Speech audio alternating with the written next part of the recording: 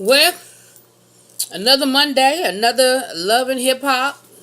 Spin the wheel and pick a city. Atlanta. So we had the final Miami reunion, and let me say this. I'm not even going to do a review on it, but let me say this. Amara La Negra. I'm sure I said that wrong, but I don't give a fuck. I downloaded that song as soon as the show was over, Insecure, and I've been listening to it all motherfucking day. Do you hear me? That shit is fire. Her performance was fire. Her look was fire. I love her.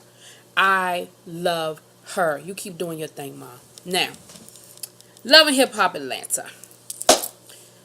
Same shit, different day. We gonna, the first episode just laying the groundwork. We gonna get revved up for the season.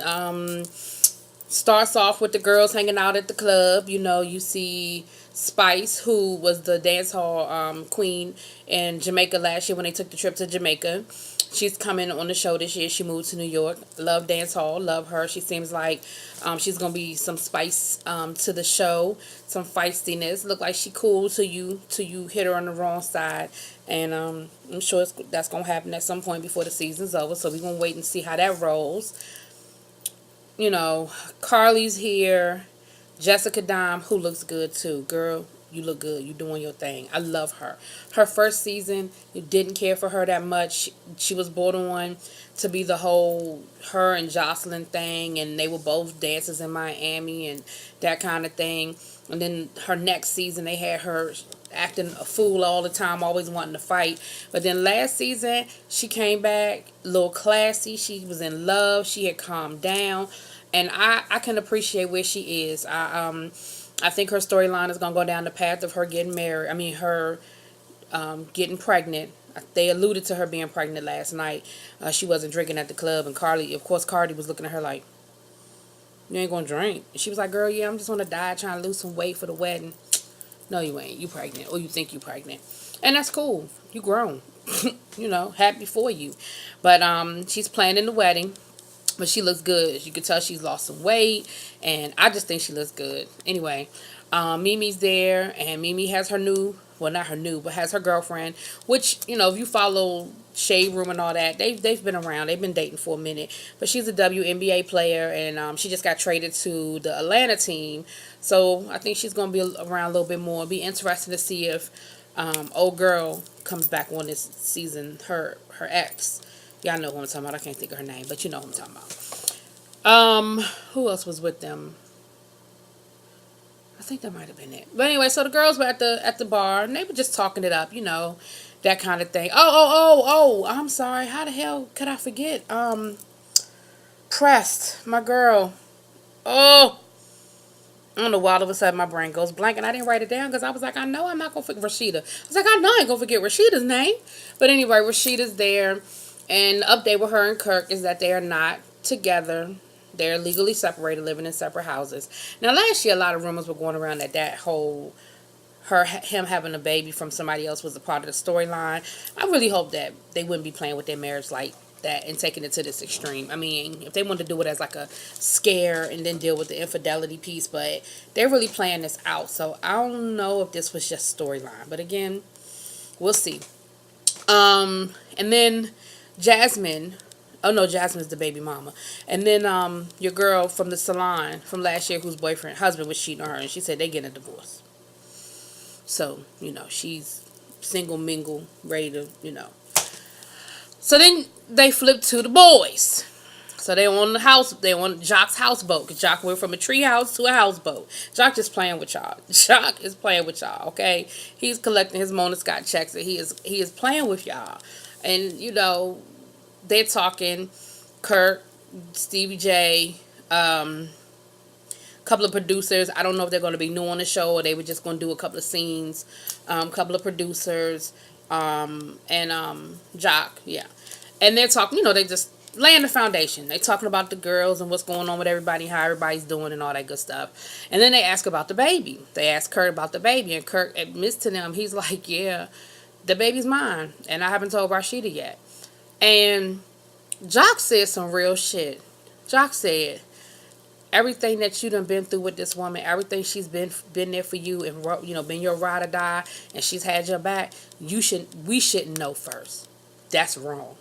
That's wrong that we know first, and you need to go tell her. I was like, that's some real shit. That's probably some of the best advice. Because I think sometimes people get on these shows and they forget they fucking being taped. Like, you being taped. And I know some of it you do for the camera, but I also think sometimes they just forget at a certain point. And you like, because if I'm Rashida, I'm pissed off already. I'm mad because you did it. But I'm mad that other people knew before me. Like, I should have been that first. No matter how hard the phone call is, I'm the first phone call. You ain't had no problem getting yourself in this fucking mess. But you was hard. That's how you got in the, yeah. So,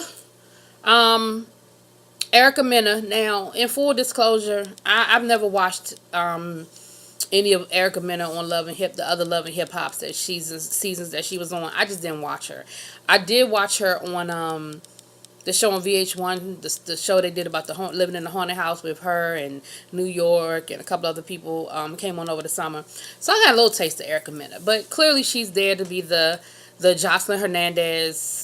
I ain't gonna say replacement, but she's there to play that role before Jocelyn really got too full of herself and took it to the extreme. So she's there to play the little anti-role. Her and Stevie J have a history. Basically, Stevie J is like, look, I want you to sign the Danger to my record label, and I wanted you before I signed the other chick, and I only went to her because she was your friend. And, I knew I could get to you through her, which is some bullshit. But Stevie is going to be Stevie, and Stevie's on that bullshit. That's who he is. And he's not really going to change. That's just, that's what gets him paid. So he's not going to stop being who he is. And then they done admitted he's admitted that he slept with her. And she won't admit that she slept with him, but you ain't got to admit it. We know you did. Like, Stevie don't lie on his dick. If he said he slept with her, he slept with her. He ain't lying on his dick. He ain't going to. Why would he? He ain't got nothing to lose by saying he did or he didn't. She's complaining, saying that Stevie J is not being a good manager, and he's not holding up his end of the bargain. And so she that same shit Jocelyn used to say. So she had to start booking stuff on her own. So she books the Panamanian parade up in New York, which is a big deal. That's a big parade. That's a big deal. And she performs, and it's some shit. I mean, the sound system is some shit. She don't look good. Her performance is flat. And it is what it is. So of course Stevie's there to say, I told you wasn't ready. You're not ready for the stage. That's why I haven't booked you. That's why I haven't put you anywhere, because you're not ready. And we still working for you. And in his confessional, he says, because on one hand it's like, well, you her manager, you supposed to be getting her ready. But in his confessional, he said, look, I knew she was rough around the edges when I signed her. I knew she didn't have the best voice, but I thought she had that it factor, and I thought I could bring it out of her, but it ain't working. It's not working. And so I don't know if Stevie's being for real, because Stevie definitely can spot talent. He's definitely a very talented singer, producer, musician, and all of that.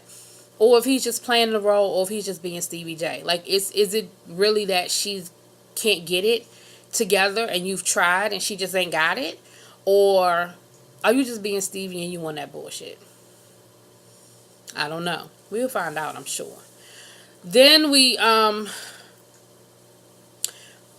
back over to Kirk going to Rashida. And then here's this dumb shit right here. So Kirk gonna ask Rashida, can he move back in? He said he feel like he feel like they right there on the cusp, but they right there on the corner, and he wants to talk to her, and before he tells her, he wants to try to get back in the house before he tells her he's the father of this child. See, that's that bullshit. That's that bullshit.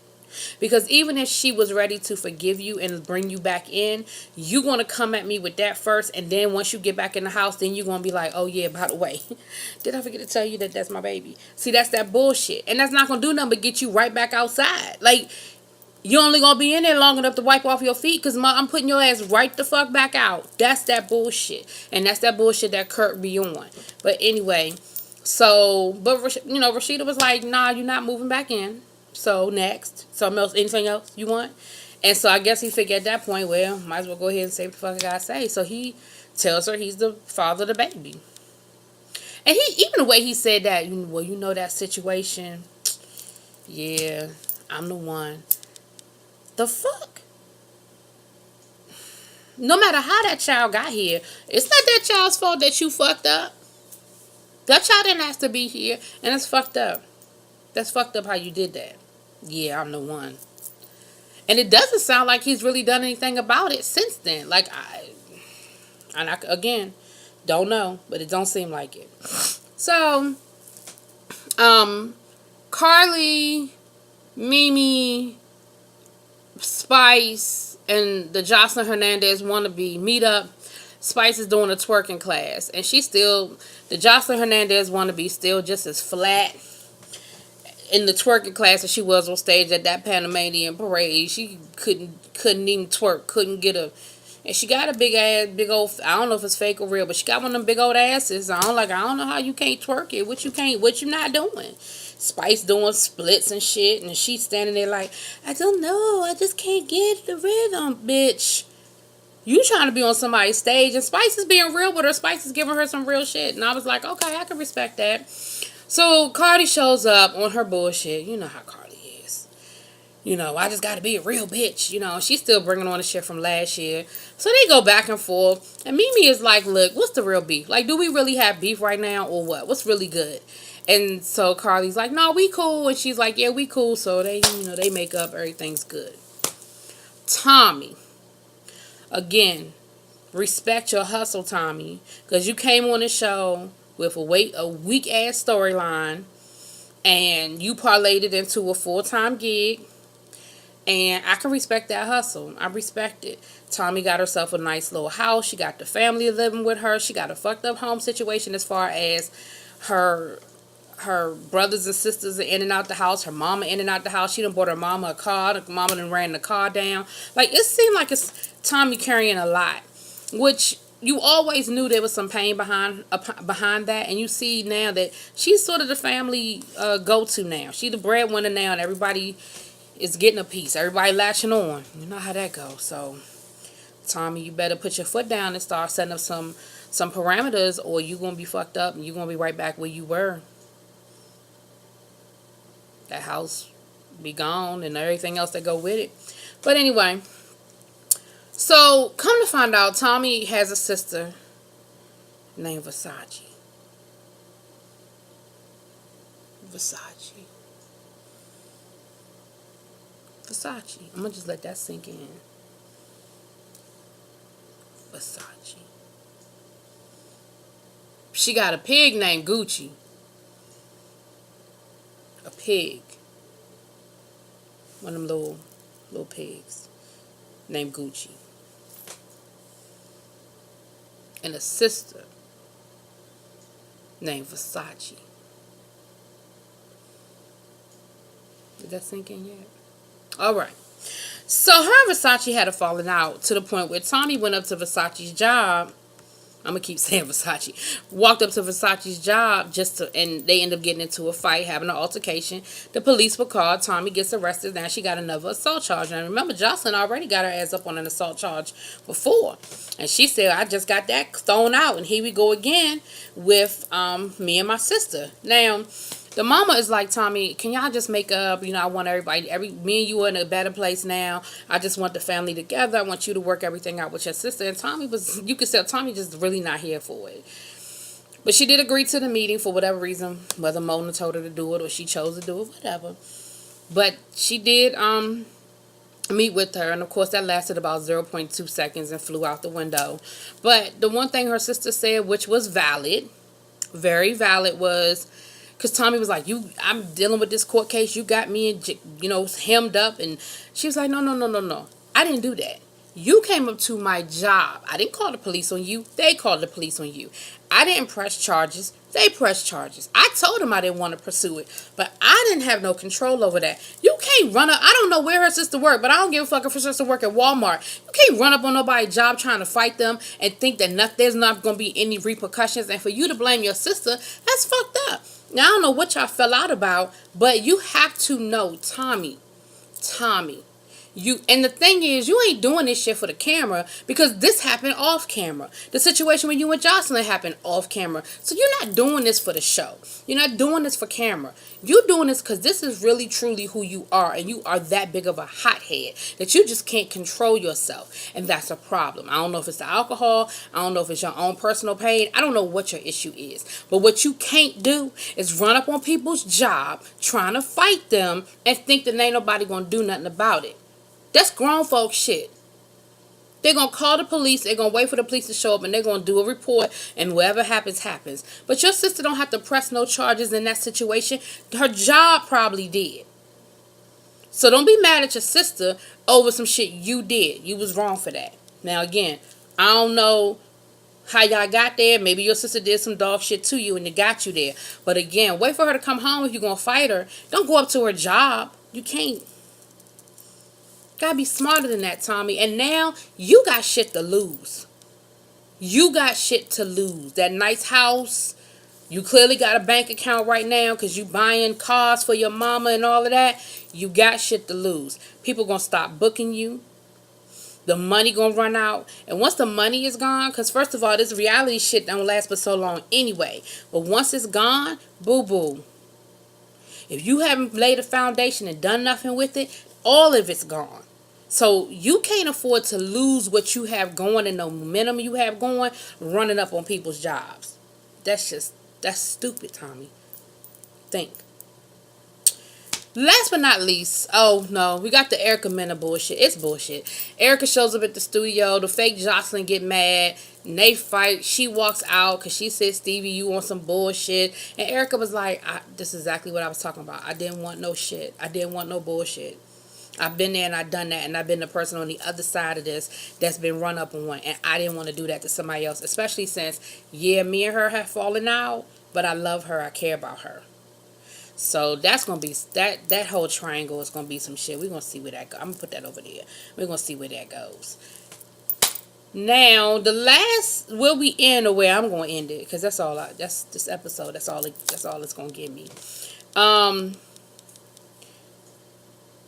Jasmine, the baby mama, cursed baby mama, I guess now she feels vindicated and justified and feels like, all of that last year, everybody calling her a hoe and a slut and a home wrecker and all of that is justified because now, come to find out, Kirk is the father of the baby. That don't give you no right to walk up on the baby mom, on Rashida. In no scenario, in no situation, in no way, shape, or form does that give you the right to roll up on Rashida. The shit you got going on is between you and Kirk. And if Rashida decides that she's cool with it, she will let you know that she's going to invite your child into her home. You can't force that. You can't make it happen. That's between your situation is between you and Kirk. Because the way it happened was some bullshit. It takes two to tango, so I'm not saying you any more guilty than he is because both of y'all were. No, he was wrong because he was the one that was married. So I'm not saying that you were wrong because he was the one that was married. What I am going to say is the way it's been handled is wrong. And so she decides that she's going to walk up in Rashida's place of business. What I just get finished saying about Tommy rolling up on somebody's job. You don't have, just because you know that that's Rashida's business and you know that she's probably there most of the time, you don't have no right to roll up in there for nothing. I don't even want you shopping up in there. You don't have that right. You can't do it. So, Rashida mama was at the register like, Charlene was like, what you want? She was like, I'm Jasmine. She was like, I know who you are. I said what you want. And she want to speak to Rashida. So that's where the episode ended. But like I said, however Rashida carry it with you, you deserve it. Because you don't have no right to roll up in here and roll up on that woman place of business like that on some bullshit. Because that's what it is. It's some bullshit. It is. Yeah, Kirk is the father of your child. But your problem, your beef, your conversations are with Kirk. Period, point blank, and period. You don't have no reason to call Rashida, to go up to Rashida. None of that. Don't have nothing to do with her. And if all three of y'all come to some sort of happy conclusion, which is, if it ever happened, it's going to be years down the line, then and only then do you come into my space? But other than that, bitch, stay where you are. You call him. Ain't gonna do with that. So we'll see. We'll see how long I stick with this one, because Atlanta be getting on. Well, all of them get on my nerves, but Atlanta be extra. Let me see what Stevie gonna be doing, and Jock and all these people. They funny though. Jock funny. Jock is funny. We'll see how this go. All right, y'all. Have a good one.